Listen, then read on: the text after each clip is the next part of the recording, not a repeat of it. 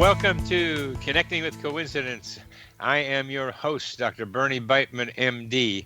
I'm a psychiatrist in private practice and faculty member at the University of Virginia. Each week, my guests and I talk about meaningful coincidences, synchronicity, and serendipity. We discuss synchronicity from its many, many perspectives, including spiritually, practically, and statistically. Why? To increase your connection to coincidences so that you can benefit from coincidence awareness in your daily life. I've written a book also called Connecting with Coincidence. Put that phrase, Connecting with Coincidence, in your web browser to find my book, my Psychology Today blog, my website, and social media sites. And if you want to know how sensitive you are to coincidences, go to my website to take the Weird Coincidence Survey, and you'll get some idea about your sensitivity to coincidences. That is, connecting with coincidence. Our guest today is Neil Killion. He comes to us from Sydney, Australia, where he's staying up kind of early in the morning to join us in this program, and I appreciate your having done that, Neil. He is a former psychologist, management consultant who, for around 20 years, founded and ran his own outplacement company in Sydney.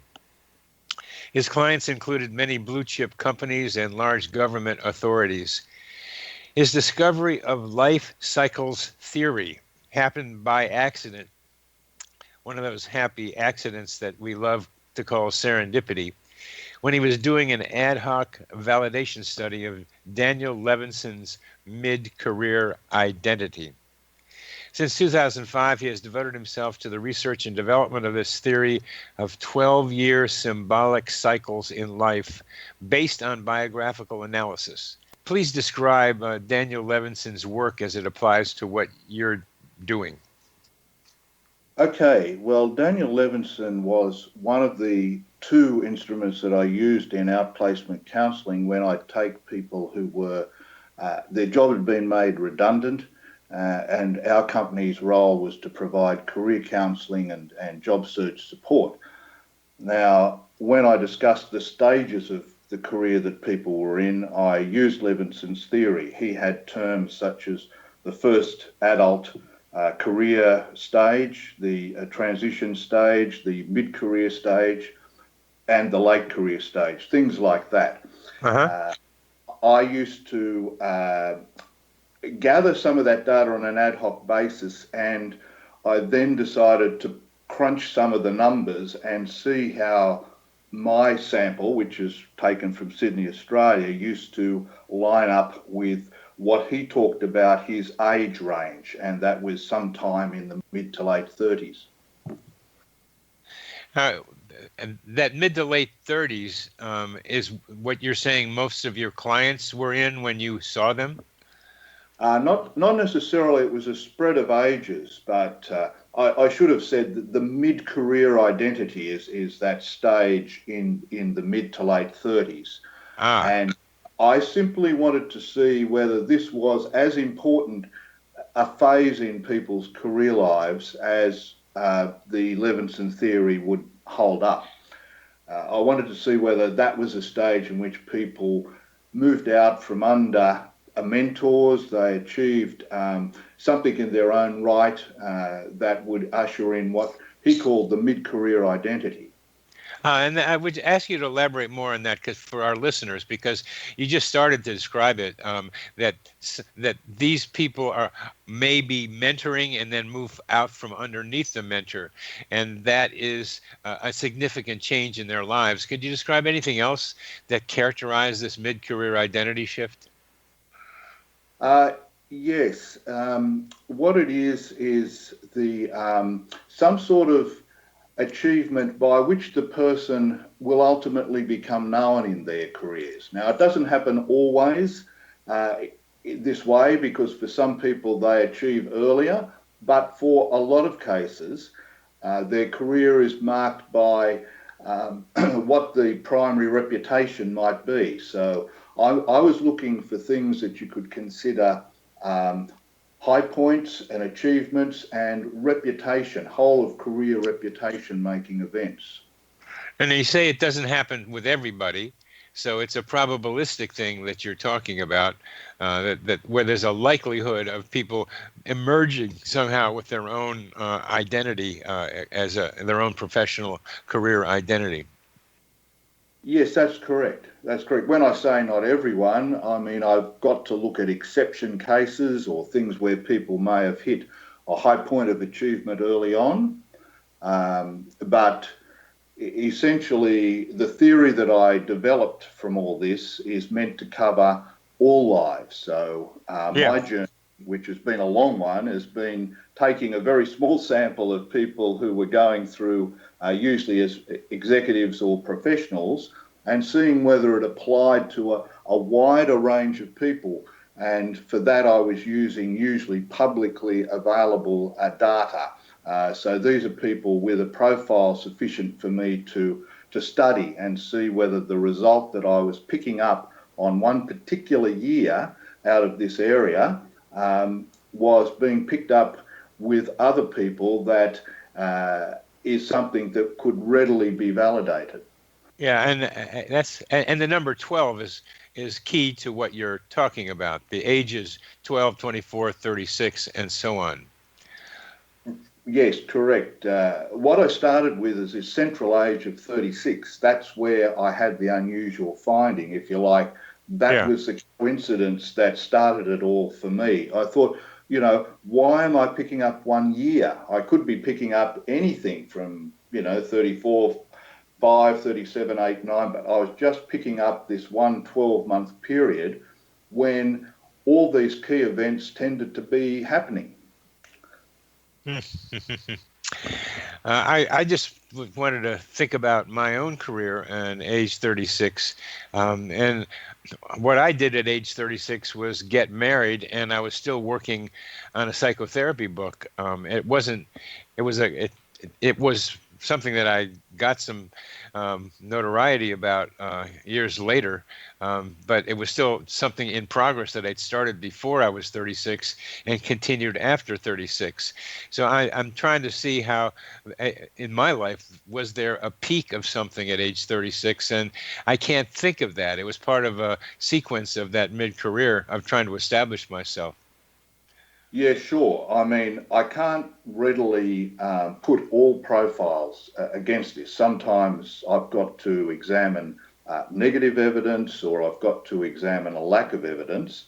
Um, the only thing I would like to do with cases such as yours is look at some objective biodata to see what I could pick up once I started to examine it. But I'd like to take a little time to explain the main features of the theory to people, if that's okay with yourself. Oh, that's where we are. Go ahead. Okay, so what life cycles theory is, in 3 words for people, it's 12-year cycles. It's that simple. The sentence that would define that is that it's life or lives studied that are lived in symbolically repeating 12-year cycles using detailed biographical analysis and no use of the occult. So that's no astrology or numerology.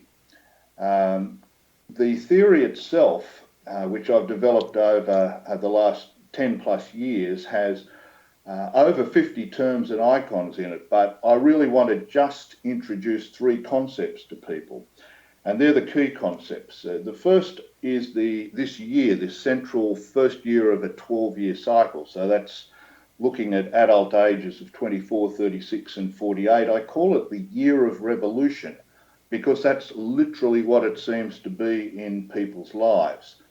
It means that we are starting something. Usually events are happening almost outside of our control during this period, and that the events that get ushered in can affect us for the remaining 12 years.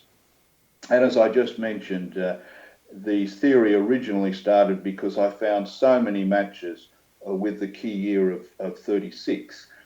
The second concept is 7 years after this key year, I noticed another interesting coincidence. It's a year in which we get change happening again, a change of direction.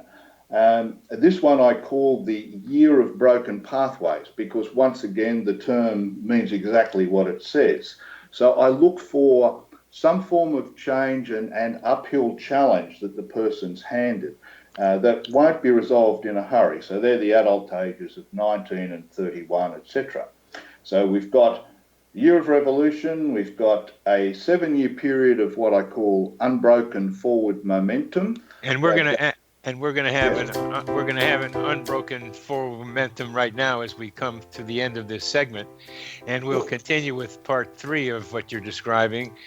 You are listening to Connecting with Coincidence with your host Bernie Beitman, MD, on the X Zone Broadcast Network with our guest Neil Killion.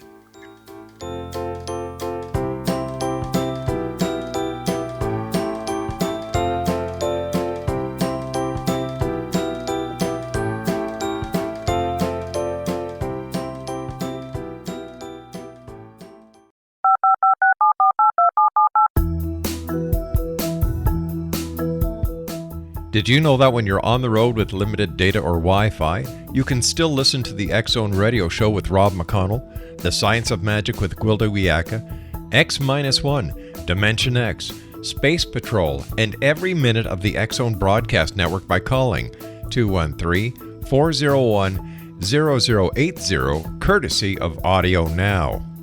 No smartphone, app, or internet needed. It saves your data plan and it's free if you have unlimited minutes.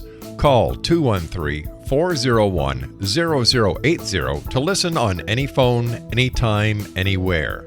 Remember 213-401-0080 for the best of the paranormal, parapsychology, and sci-fi radio programming anywhere, 24/7, 365. Gwilda Wiyaka's latest book, The Science of Magic Book of Mysteries, Volume 1, is the first book in a series based on her writings that open every episode of the Science of Magic radio show. Drawing on the subject matter of each guest and armed with over 40 years' experience in shamanism, 35 years in alternative health, and degrees in psychology and religious studies, Gwilda introduces relevant and leading-edge information that supports spiritual evolution and personal empowerment. Rich with wisdom and inspirational quotes packaged in digestible segments, this is a book that will pull you from cover to cover. It will also serve as a daily inspirational reading for years to come. The Science of Magic Book of Mysteries, Volume 1 is available at our website, tsompublications.com, amazon.com, and wherever fine books are sold. Back in Victorian England, a famous theologian posed a perplexing riddle. Why are the two top personalities in the Bible tagged with the numbers 7 and 11? Academics agree the answer is found in the stunning discovery of a hitherto secret Bible structure explained in a new book called The Genesis Grid. The discovery is so simple that preschool children could illustrate it. Certain claims are hugely controversial and may offend some, but at the X Zone, we've studied this awesome new book and agree with one expert, and I quote, "These discoveries appear to be beyond coincidence." So who or what hid this wonderful pattern in the Bible, and what might they do next? Find out more, X Zone Nation, and read reviews on www.genesisgrid.co.uk. That's www.genesisgrid.co.uk.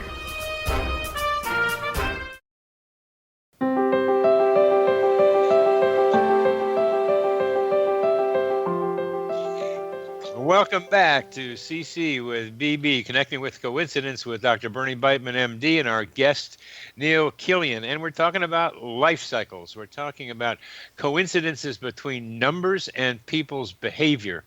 And Neil wanted to talk with me about this, and I'd hear a little bit more from Neil about it, because this is a kind of coincidence in his mind that is not involving the usually emotional responses and personal reactions of people with general synchronicity kind of coincidence. It is something objective and describable, and we're going to go, and other people can see it. We're going to come back to that idea. But Neil, you were telling us about part 3, the broken. You just described the 7-year broken path, and now what's the third one? Okay, so the third concept is that when you put those two together, the years of revolution and the years of broken pathway, which are the only years I study, that small number of years in a life. So that would equate in the adult sense to the ages of 19, 24, 31, 36, 43, etc. It's what I call the significant years. Now, what I'd like to do for people is to illustrate, because it sounds a bit dry when I'm putting the theory out there. And I just want to take one really well-known example. This is a person that everyone's heard of. That's Napoleon Bonaparte. If we take his life, we see the absolute centrality of this age 36 year. This was a year in which he fought two major battles. The first one, unsuccessful, quite unsuccessful, and that was the Battle of Trafalgar, where he managed to lose 2/3 of the combined French-Spanish fleet to Nelson. And so that was a setback. Now, these setbacks I call moments of frustration that can affect a person at the beginning of the period. Now, it's almost, to me, it's something I equate to like the death of the old cycle, because not 7 weeks later, Napoleon had his greatest ever victory. That was the victory at the Battle of Austerlitz, where he defeated the combined armies of Russia and the Austro-Hungarian Empire in one day. It's noted to be that way by historians. They say that this is Napoleon's greatest achievement. It's something that he himself says he's most proud of. So we have both that objective description and subjective description. Also, I look, believe it or not, for not only one day to alter a whole person's life, but sometimes one spellbinding moment in that one day. And such a moment happened to Napoleon. He was ordering his troops to advance up a hill at the beginning of the day in conditions of a heavy fog. Now, the men decided to follow Napoleon because they believed in whatever he said. And he said, one sharp strike and the war will be over. However, marching up in a fog, you really can't see what's going on. But just when they reached the top of the Pratzen Heights, the sun almost magically broke through. This is a phenomenon that historians talk about, the sun of Austerlitz. I mean, there's even been a book written about it. And it was at that precise moment that the fog lifted. They found themselves right on top of the enemy, and it proved a decisive moment in that battle.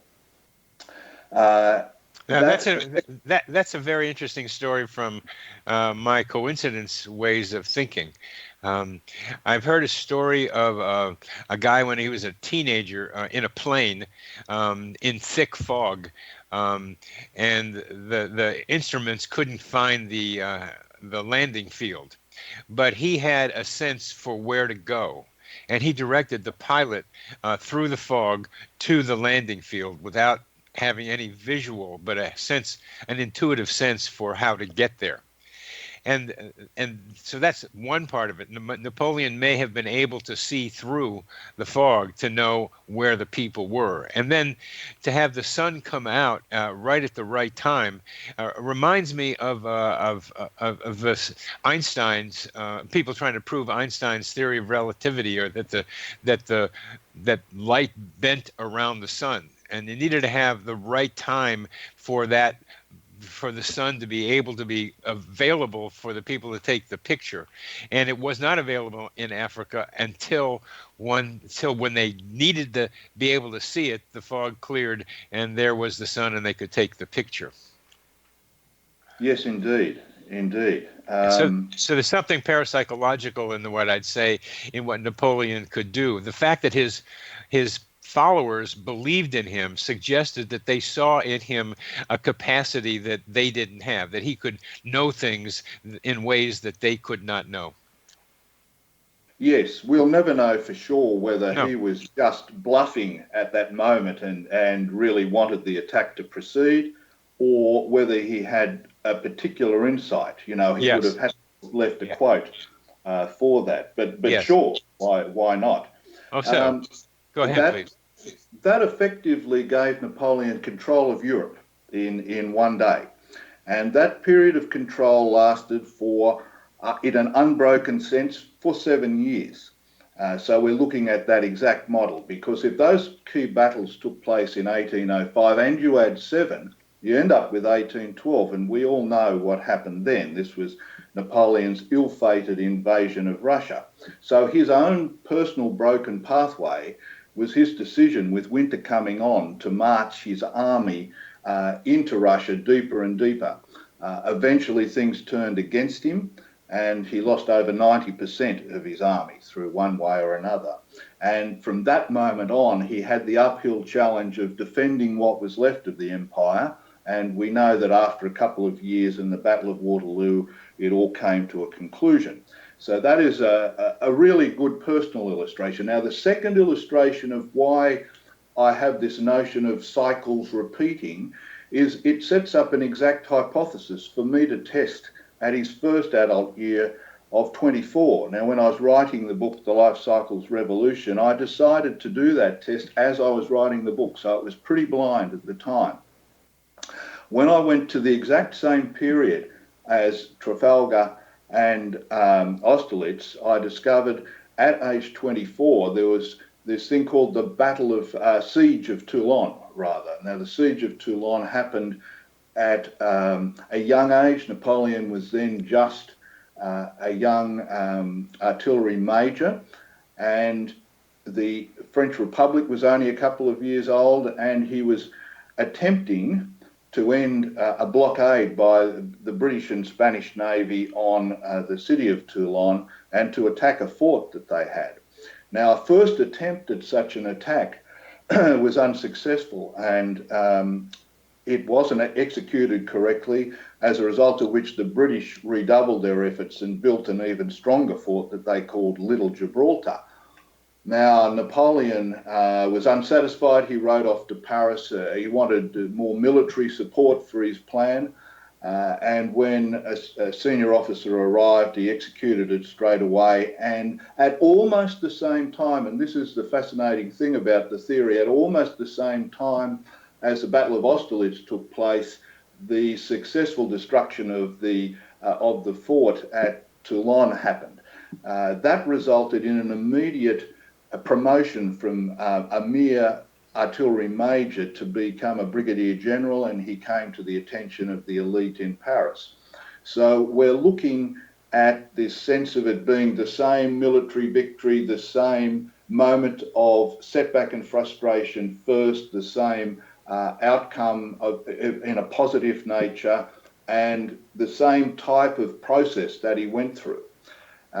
So I'm trying to get across the notion that this would be quite interesting, but you might say, well, that's a one-off case. But my whole career these days is looking at these amazing sequence of cases. I have literally hundreds of cases to support this seemingly improbable model.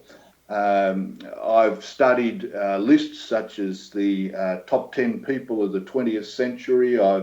I've studied things like the recent celebrity deaths over the 2-year period from 2014 to 2016, and I keep coming up with correlations that are in the order of 100% of the people that I study to have largely some type of correlation with one of the significant years, and often with the age of 36, just to give people a feeling for that. As I listen to this, Neil, you're talking about people who have made major impacts in certain aspects of their lives, because that's who you can get access to from the description you just had. That some people have like more ordinary lives and don't necessarily get out into publicity or written down their experiences the way Napoleon and many of the others that you've studied do. So how much does this apply to ordinary lives? It becomes part of the question I think our listeners will want to know. Yeah, sure. I would say it would apply exactly the same to ordinary lives as a principle. Of course, the way in which the lives play out is quite different. Uh, in in my life, I often enter into conversations with people and tell them a little bit about the theory, and some people answer me and say, yes, look, 36 in my case was quite a big year. You know, the following events happened. I got a promotion to a new job. We moved locations. Got it. Now we're coming to the end of this segment, Neil, and I want to be able to continue this comparison. You're listening to Connecting with Coincidence with your host, Bernie Beitman, MD, on the X Zone Broadcast Network with our guest, Neil Killion.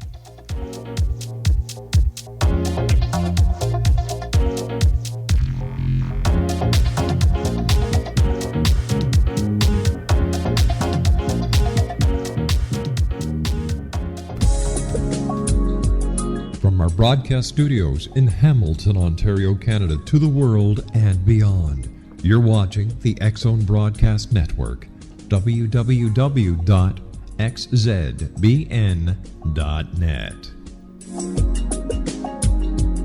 AVS Media Den.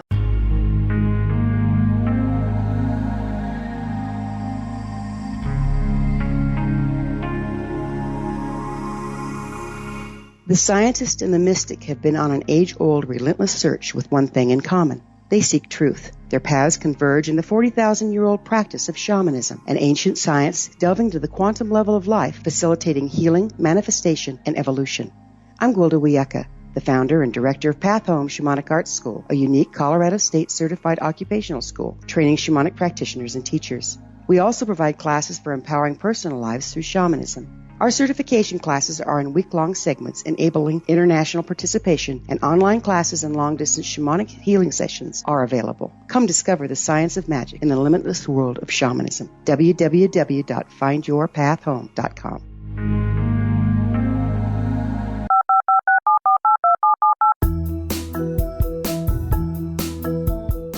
Did you know that when you're on the road with limited data or Wi-Fi, you can still listen to the X Zone Radio Show with Rob McConnell, The Science of Magic with Gwilda Wiyaka, X-1, Dimension X, Space Patrol, and every minute of the X Zone Broadcast Network by calling 213-401-0080, courtesy of Audio Now.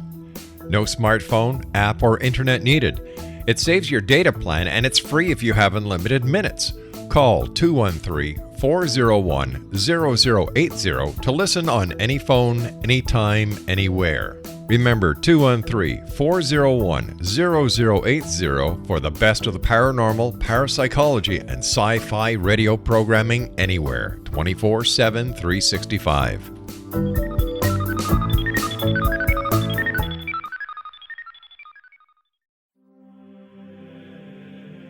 Rob McConnell here, presenting an overview for Nicholas Paul Jennings, author of a fascinating book, Amen. It presents facts revealed by Egyptologists, facts that enable us to understand why Amen is the beginning of creation of God. It provides recommendations for religious leaders of the major religions to unify their beliefs and teach the Word of God. Love one another. Amen informs people how mankind conceived God. It was the Egyptians that developed the concepts of a soul, a hereafter, and Son of God. And finally, after the worship of many gods, they conceived the belief in one universal God, the maker of all there is. For more information, visit www.futureofgodamen.com. That's www.futureofgodamen.com.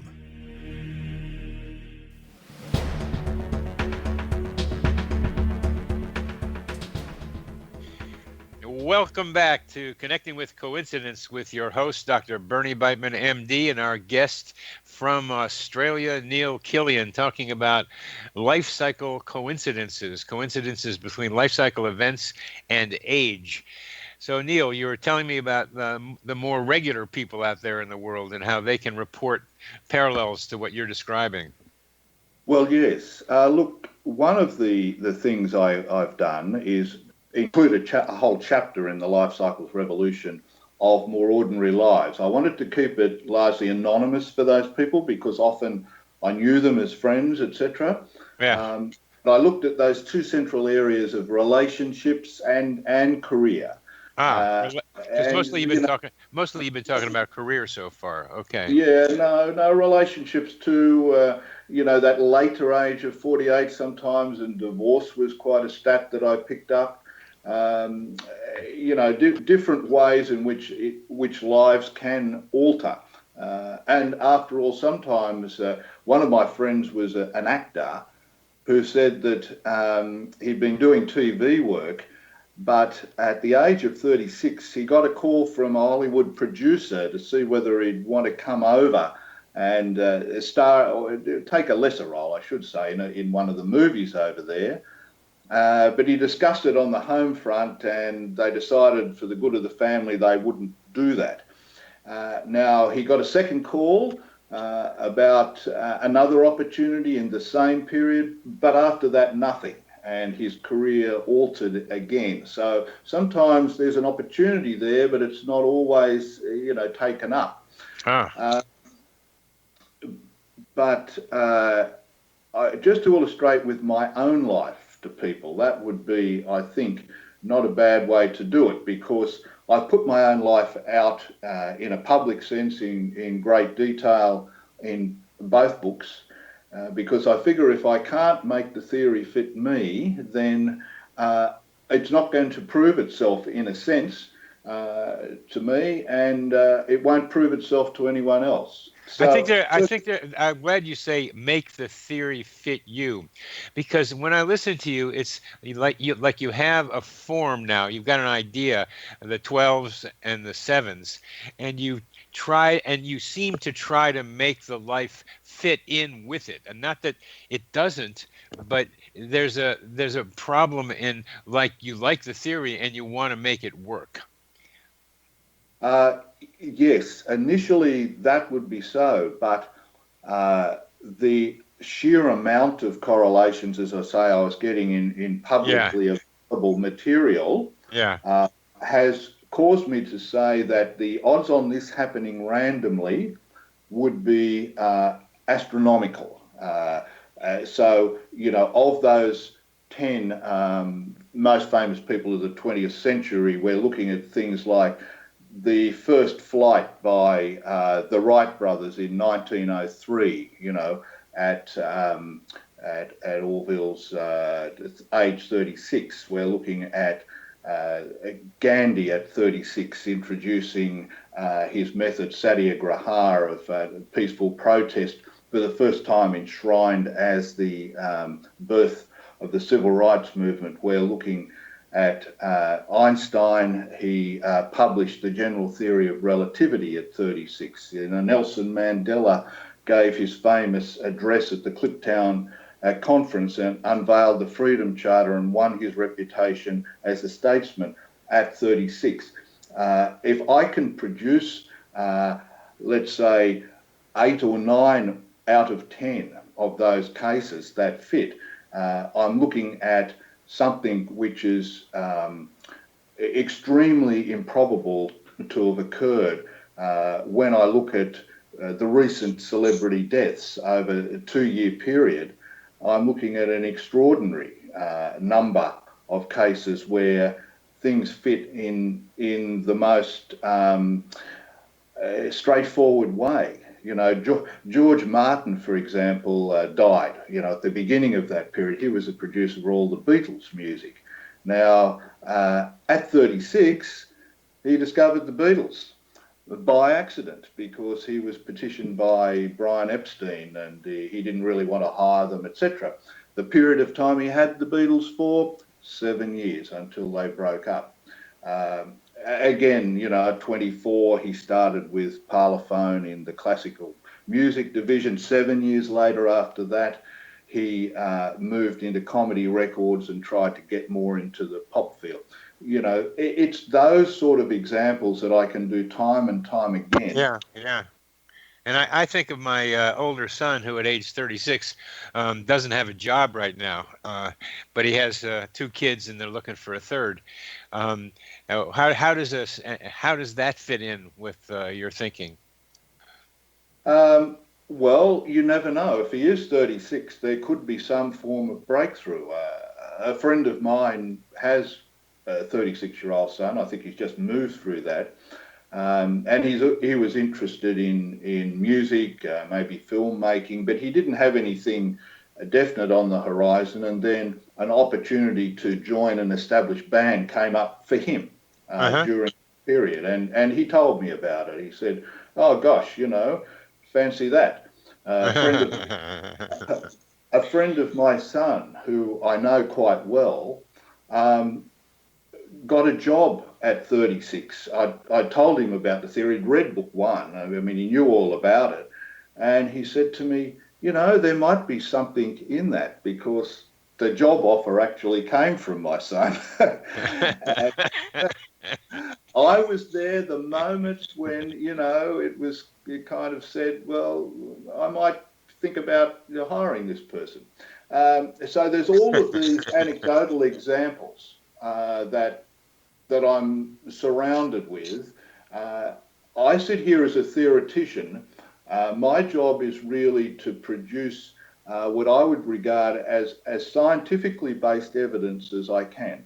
I take obituary studies where I look at a set number of obituaries that are produced over a narrow period of time, a couple of weeks. I take just the text of the obituaries to see whether, because they can mention any year at all of significance or none, and I try and see whether I can get matches. Now, some of those matches that I've been able to get in book 1, I covered 40 obituaries to show the number of matches that I was able to get in each one. In this coming book on relationships, I've got an even tighter analysis of 12 obituaries that were taken with no exceptions, and people who didn't have necessarily a high profile, to look for that evidence. So what I'm claiming to do here is to assist the whole community of coincidence study by producing something which is very difficult for people to refute. The mainstream tends to want to refute coincidences. They tend to want to say, look, it's this law of truly large numbers, which says with 7 billion odd people on the planet, weird and wonderful things can happen every day. Now, I want to produce something which is quantifiable, which is testable, where I set up hypotheses, where I examine for negative evidence, where I look at single or even double-blind methods to obtain my samples. So what I'm really aiming to do, Bernie, is to elevate this branch of coincidence studies so that it becomes very difficult for people to just, dismiss it for one reason or another. Very good, very good. We've talked about, and you've written to me about the difference between what you're doing and the standard kind of synchronicity, where a person has a subjective feeling in response to something that happens in the environment. It's very personal. Yours is descriptive, where people can look at it without having to tune in to what the person's inner experience is. There's a correlation between age and life events, and that's the basics of what you're doing. You can see the age, you can see the life events. And there is a form of coincidence that is just like that, and that's seriality or serial coincidences that Gary Schwartz has written a book about. He calls it super synchronicity, in which he has the same notion that these are observable events, like seeing 15 monkeys within a 3-day period, that you see a series that anybody else could validate. You can take pictures of them, of these monkeys.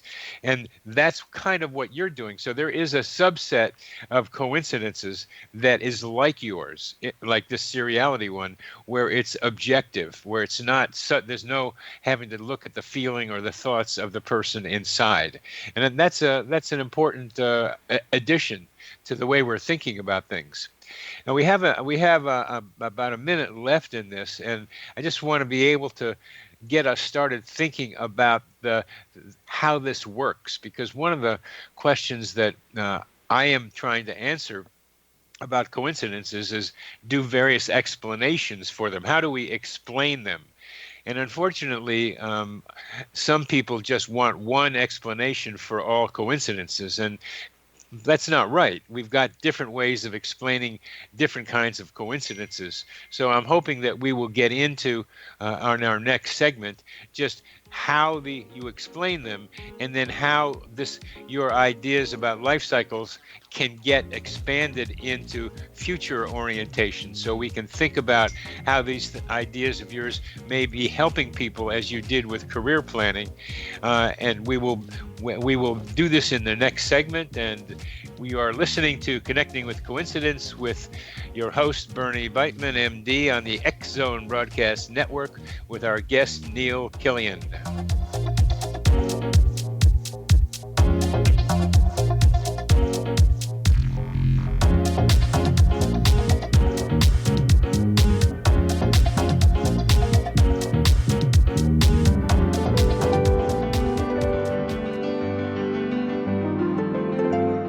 Named one of the world's greatest psychics, Elizabeth Joyce is now giving readings worldwide via Skype. Elizabeth Joyce is recognized for her clairvoyant ability to help find missing persons, her analysis of dreams, past life regression work, mediumship, and her accurate predictions. Elizabeth has been a frequent guest on the X Zone radio show with yours truly, Rob McConnell, now for several years. For an appointment with Elizabeth Joyce, call 201-934-8986 or Skype at elizabeth.joyce. And for more information, you can always visit Elizabeth Joyce online at www.new-visions.com.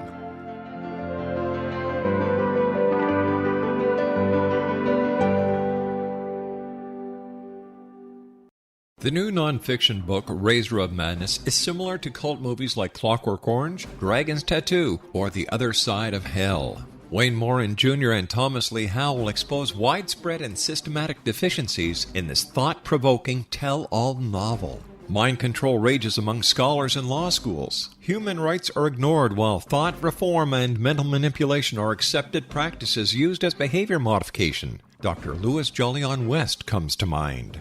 Media and public scrutiny shows that United States mental hospitals are in fact destructive murder industries. Razor of Madness expose novel details this epidemic through an in-depth professional and personal investigation. For decades, there has been a revolving door policy that still releases killers and pedophiles back into society. The maestro of mind control continues to haunt America to this very day. Razor of Madness is available in paperback or as a downloadable ebook at Amazon.com. I'm William S. Peckham. If you enjoy a good mystery with a touch of the paranormal, then you'll love my novel, From Out of the Woodwork. It's the story of a young Toronto contractor, Sean Kennedy, who buys derelict homes, guts them, and turns them into multifamily dwellings. Slums just waiting to happen. When Sean buys 29 Livery Lane, the house fights back. Former owners unexpectedly come out of the woodwork as he starts the destruction. The apparitions come to him when he touches old books, reads hidden letters, rummages through old boxes, finds a locket, or reads a discovered manuscript of a murder mystery. From Out of the Woodwork will take you from 1899 to the horror of the World Trade Center, September 11, 2001. Check out From Out of the Woodwork on my website, www.williamspeckham.com.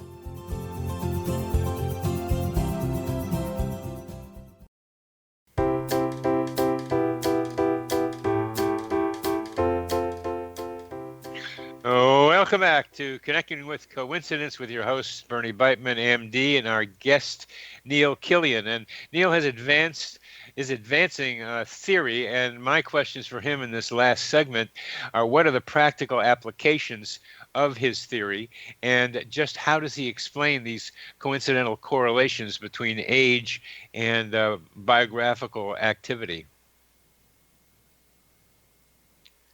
Okay. Well, what I would like to do here is say that the self-development aspect of this is to be aware of the cycle and its presence in your life. This is one way in which we can really use the cycle to our advantage. Now, what I'd like to do is describe to people my own situation right now, because I'm in what I would call one of my significant years. It's a year of broken pathways.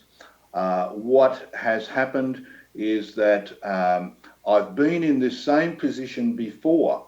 I'm 67 now. I've been in this position before when I was 55. I've been in this position when I was 43 and 31. As heretical as this sounds, I want people to think of their lives as the one cycle that keeps repeating. So I'm in fact living through the same events that I lived through previously. Now let me illustrate. When I was 55, at around about this exact time of year, I came to be doing a writing course at my university because I had resisted the notion that I could actually write about this in a whole book. I thought, well, I can just explain it to people or perhaps do a quick magazine article. I didn't realise that I really had to set my ideas down in detail. At 43, I went through a change in my company structure where a new group bought out my parent company, and I had to deal with a different CEO that it was based in London at the time, and I had to work out some way of achieving independence from this new group. Now, all of these things represent the uphill challenge for me each time.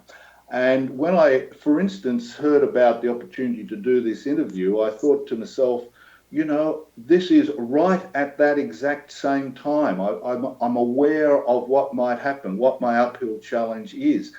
And it's to become literally better known to a wider audience. And this is the sort of vehicle that's happening. For 7 years, I've been publishing a lot. I've been doing several hundred shorter articles and case studies, 3 books. I've got a community of people who know me and my work, but I really want to reach a wider audience. And this opportunity, interestingly, came about right now.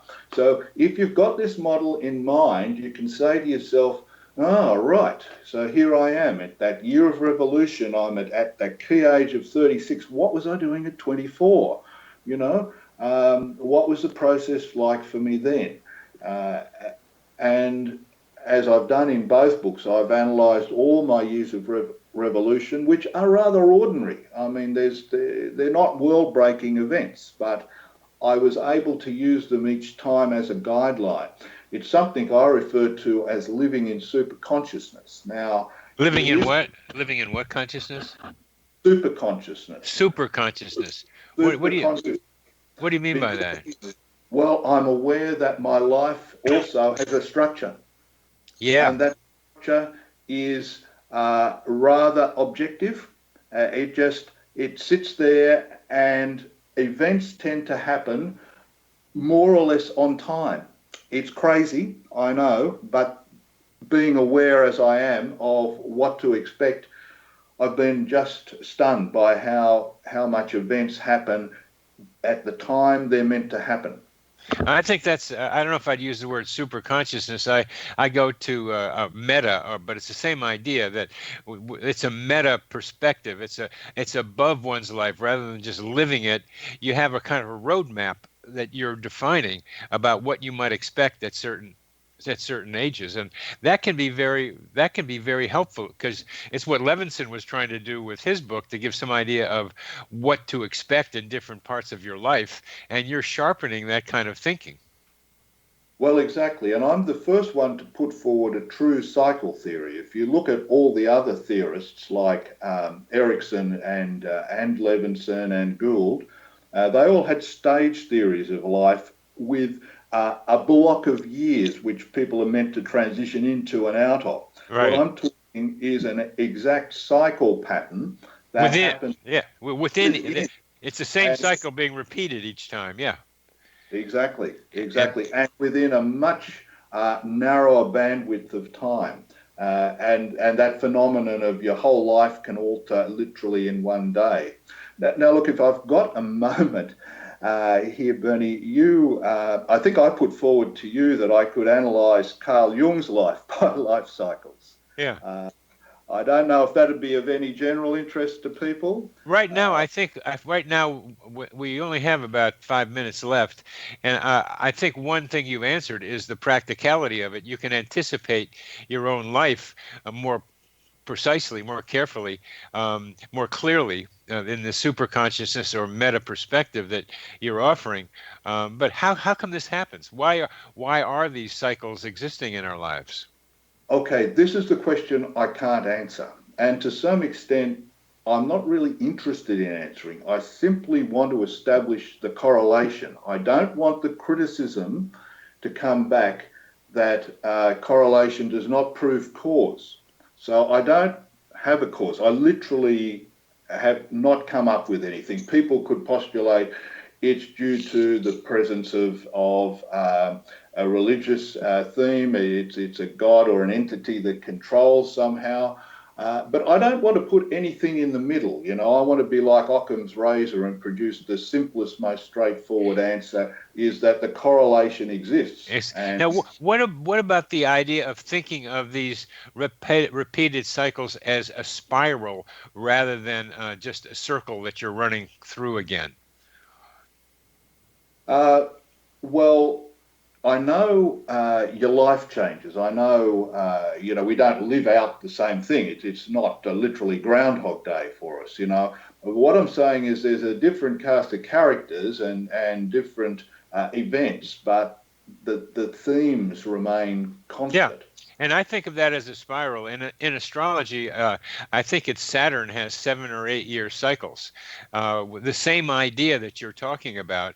I forget if it's what the numbers were, 7 or 8, but I would envision these experiences as coming back to the same place as you are, but in an advanced state. You're older, but there's a connection. You almost can draw a line as you're doing between age 36, 24, and 12, and 48 and 60. There's something similar at each point in those 12-year periods, and you can look back and then look forward to see what that similarity is and maybe get you some guideline. Yes, absolutely. And because I'm looking at actual events in your life rather than saying it's caused by some other outside force, like yes, it's from the universe. It's just inherent in your life. It's part of life, as you're saying. Yeah, It's part. You don't have to talk about a cause. It's just what is. that's right. That's that. What I get from this is that each of us, like my son who's age 36 and is getting another, has a possible better job for him that he's interviewed for, that we can anticipate blips or bigger things at certain ages and expect them to happen. So if we expect something to happen at age 36, some kind of life-changing thing, how are we supposed to process that? How do we think about that anticipation in more detail? The key is we can't make it happen. Yeah. Okay. There's an element of it being a little bit outside of our control. That Good. is Yeah.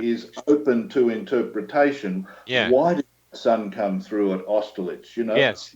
Why did somebody decide to take an action at that very same moment?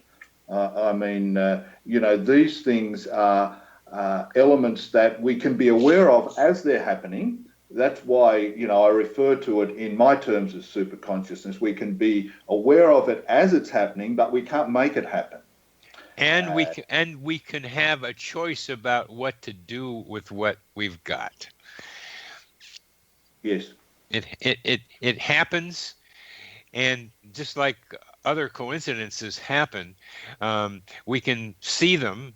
We can, in this case, anticipate them, but then we have some choice, just like your actor friend did, about whether or not to take the opportunity that age 36 is likely and actually did give him. Correct.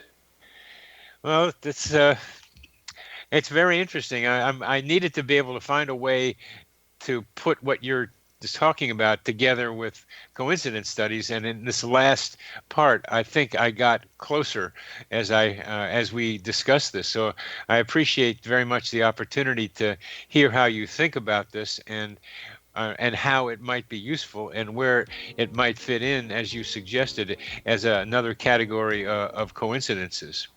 So please keep up the good work, Neil. It's been a pleasure talking with you, and thank you very much for being on the show. Thanks very much, Bernie.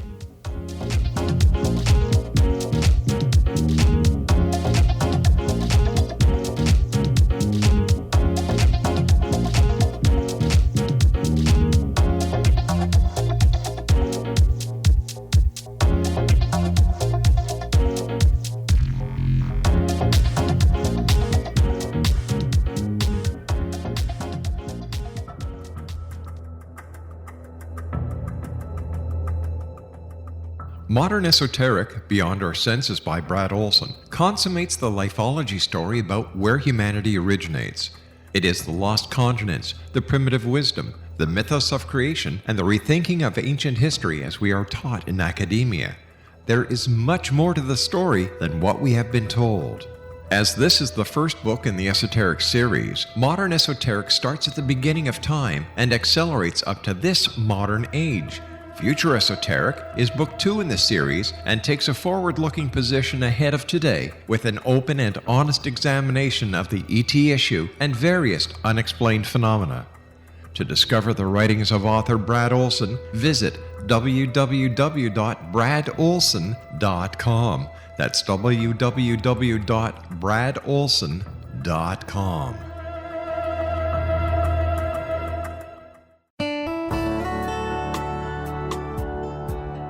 Are you or is someone you know struggling with addictions, depression, anxiety, relationships, low self-esteem, lack of confidence, grief, success, and prosperity? Do you know that your subconscious belief plays a big role in the outcome of your hard work? We can help you permanently change the beliefs that may be the reason for your struggles and failures. We care about getting you the return on your investment and the results you are looking for. We can help you be free of the limitations of your past and in realizing your highest potential. We work with people by phone and Skype. For more information, visit us at www.ritasoman.com. That's www.ritasoman.com.